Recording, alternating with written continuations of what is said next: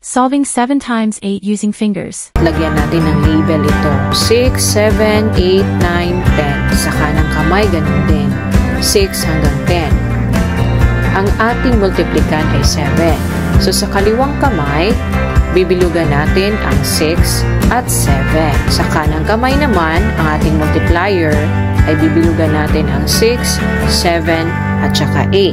So 7 times 8. Lahat ng nabilugan, lagyan natin ng value na 10 bawat isa. Ang mga hindi natin nabilugan ay bibilangin natin ito. So sa kaliwang kamay, 1, 2, 3. So ilalagay natin ang 3. Sa kanang kamay naman, 1, 2 ang hindi kasali. At i-multiply natin sa taas. So 3 times 2 equals 6. 6, i-add natin yung mga may value na tig 10.